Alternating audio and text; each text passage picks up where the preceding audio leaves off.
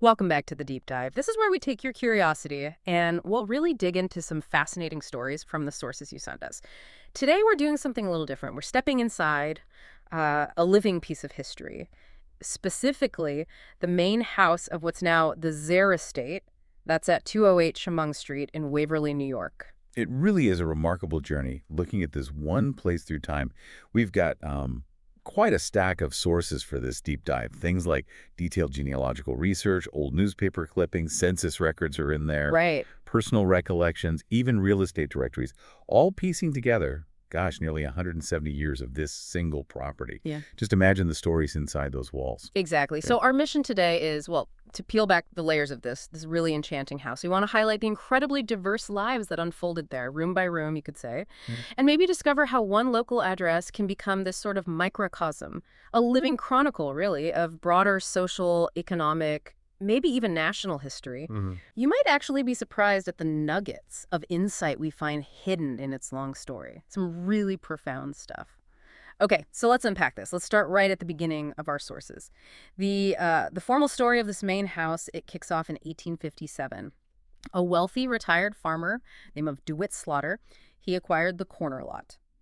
But here's where it gets really interesting, kind of sets the tone for the whole place. The grand house we're focusing on today. It was actually built or rebuilt in 1873, and it was a lavish wedding gift from DeWitt to his son, Samuel Wickham Slaughter. Yeah, can you even imagine receiving an entire house as a wedding present? Right. What a statement. Wealth, affection, all of it. And what's fascinating here isn't just the scale of the gift, though that's impressive enough. Yeah. It's what it says about the era. This wasn't just any old construction job. The rebuild was handled by Azariah J. Vanada. He was a really prominent local figure, carpenter, architect, contractor, shaped a lot of Waverly's look back then. Ah. And the property's value, it just skyrocketed. Went from about $1,600 in 1865 to $8,000 by 1875. Oh. In today's money, that's like going from roughly $31,000, maybe a bit more, to over $234,000. Huge jump. That's incredible. And Samuel, the son, he didn't stop there. He kept improving it. Bought adjacent land in 1877, and then, this is fascinating, he moved an entire octagon house off that land in 1879. An octagon house, those 8-sided ones. Exactly. That Yeah. distinctive style, popular mid-19th century. So it shows the ambition, the burgeoning wealth of that post-Civil War era, how a family could not just build, but really shape their surroundings to reflect their status and vision. But as often happens with these grand estates, time brings change, sometimes hardship too. After Samuel's wife, Charlotte, passed away in 1912, leaving quite a significant estate, actually, $40,000. Which is what, over $1.3 million today? Yeah, over $1.3 million. Their daughter, Gertrude Slaughter, she inherited the property.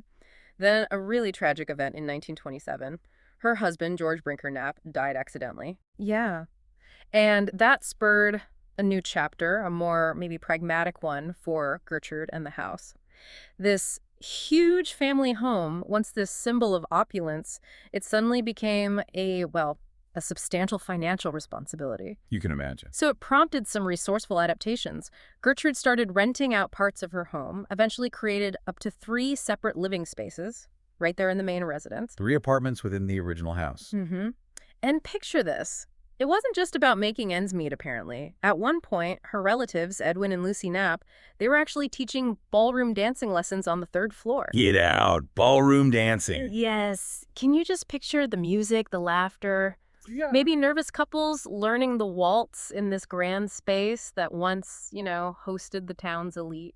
That's amazing. It's more than just a charming detail, isn't it? It really shows how these grand homes, even as they had to adapt to new economic realities, they still held this capacity for community life, for personal moments. Exactly. It wasn't just a house, it was a stage for life's dramas, celebrations. Absolutely. And this transformation, it really tells us so much. It reflects Gertrude's personal tragedy, sure, but also those broader economic shifts happening in America, leading up to the Great Depression. Right.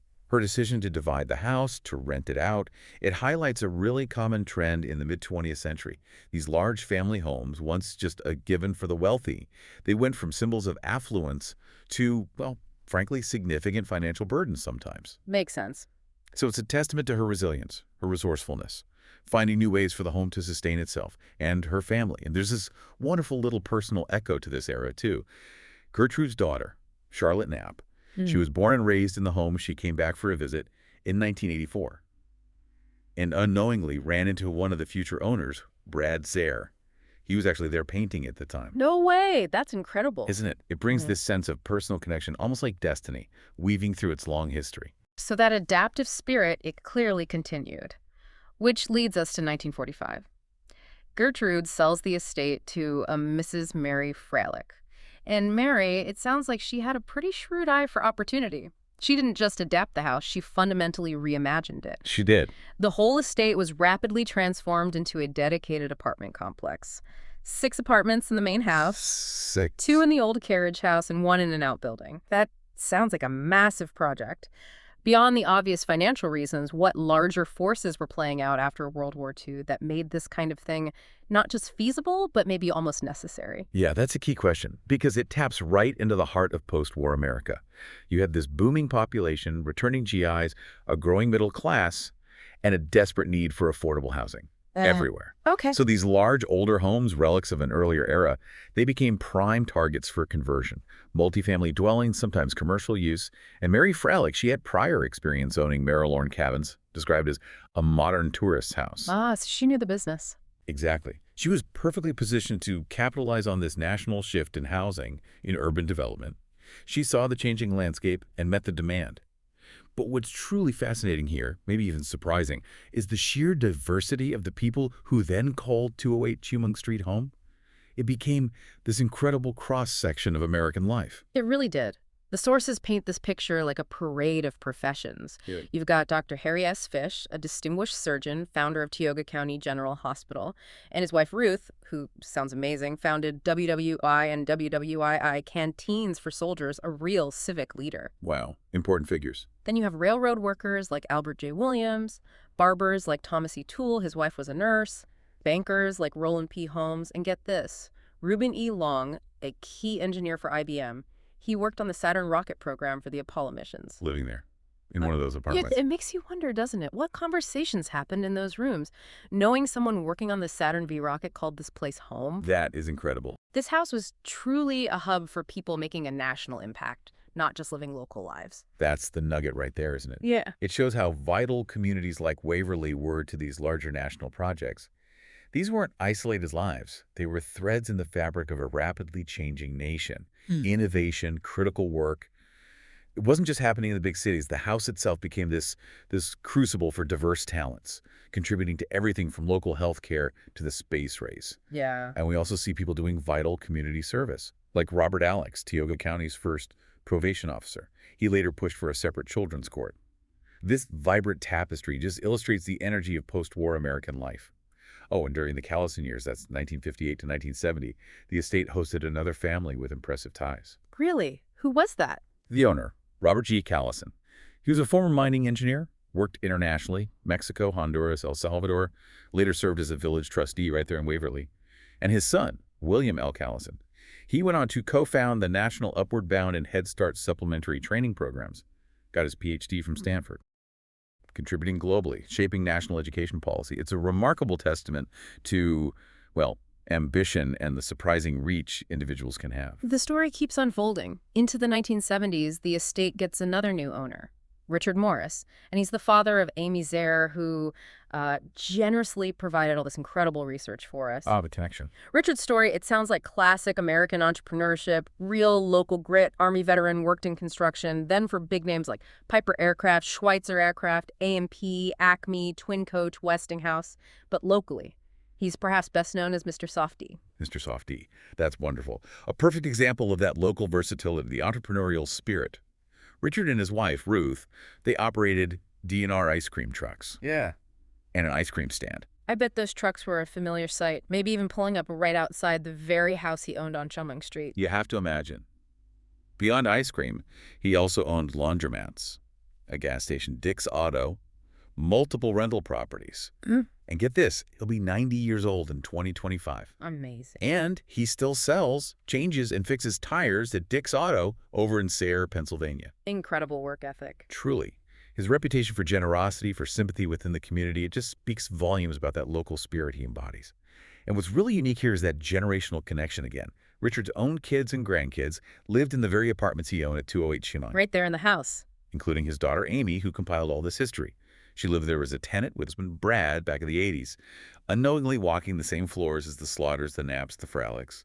It's almost like the house was destined to connect these families across time. It keeps happening. It really seems that way. And that brings us, well, right up to the present day. In 2010, Amy and Brad Zara, the very same Brad who was painting there all those years ago, The painter. they purchased the estate. They lovingly named it the Zara Estate. And the main house is now the Enchanting East Empress. Lovely name. They've been meticulously restoring it, revitalizing it. They even managed to rejoin the original Samuel Wickham Slaughter estate. How so? By purchasing 7 Athens Street in 2017, that piece had been sold off 67 years earlier. Wow, bringing it back together. That feels incredibly significant. Doesn't it? And Brad's own journey, it's interesting too. From farm life and near the Adirondacks to becoming an analytical chemist, even facing a COVID-19 related layoff at Guthrie. It highlights that adaptability needed in modern life.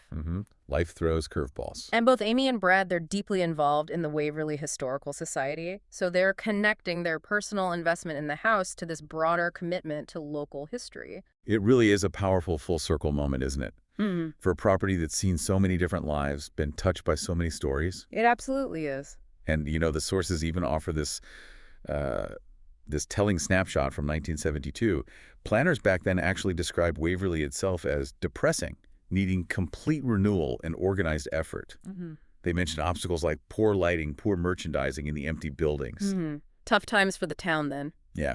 So the shifting fortunes of the town itself and its resilience, it's mirrored so clearly in the story of this single remarkable estate.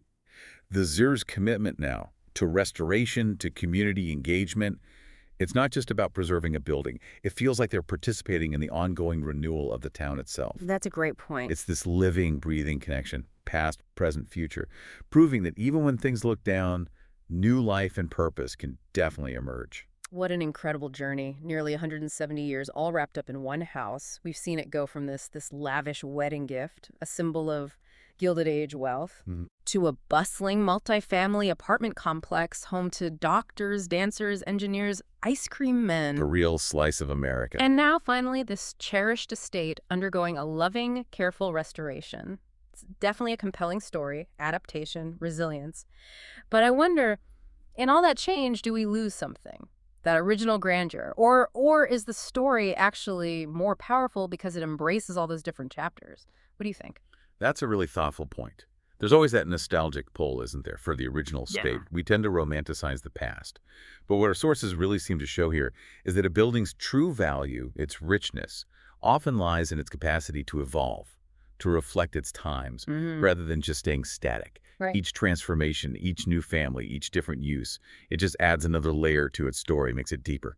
This deep dive really reminds us that a seemingly ordinary local address can hold these profound social, economic, even national stories. It becomes a living document, individual lives intersecting with the sweep of history. Every building has a past, just brimming with stories waiting for us to uncover. And those stories are often richer precisely because they have so many phases. So what does this all mean for you, our listener, tuning in?